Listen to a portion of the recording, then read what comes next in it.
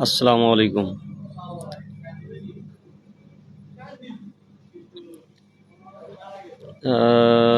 পাকিস্তানের সঙ্গে গোয়েন্দা চুক্তি বাংলাদেশের একটু সন্দেহজনক বিষয়।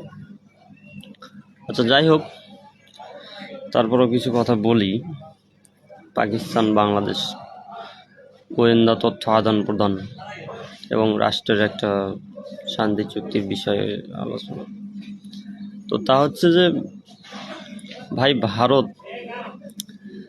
তোরা বাংলাদেশকে নিয়ে খেল, আফগানিস্তান নিয়ে খেল, মায়ানমার নিয়ে খেল, নেপাল নিয়ে খেল, শ্রীলঙ্কা নিয়ে খেল, মালদ্বীপ নিয়ে খেল, কিন্তু ভাই তোরা পাকিস্তানকে নিয়ে খেলতে চাচ্ছিস কেন ভাই?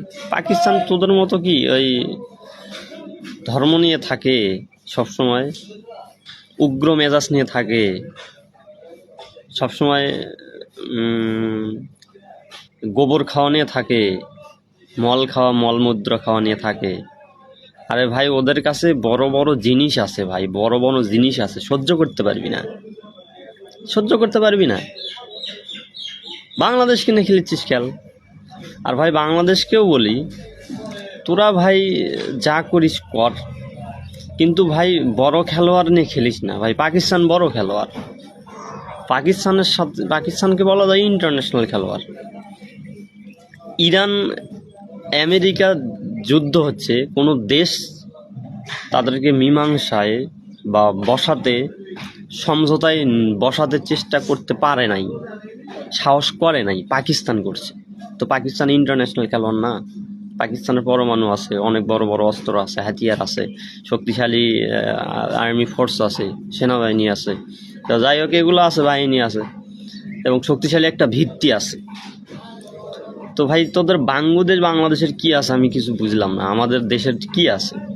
কিচ্ছু নেই। আমাদের চেতনা আছে, রবীন্দ্রনাথের চেতনা আছে, নজরুলের চেতনা আছে, শাহডাগির চেতনা আছে, শাপলা চত্বর আছে, মুক্তিযুদ্ধের চেতনা আছে। যাই হোক, এগুলো আমার চেতনা, এগুলো আমাদের আছে।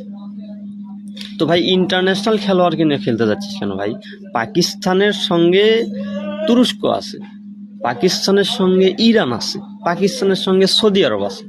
তো ইন্টারন্যাশনাল খেলোয়াড়, তো তার সঙ্গে বাংলাদেশ খেলতে যাচ্ছিস, ভয় পাস?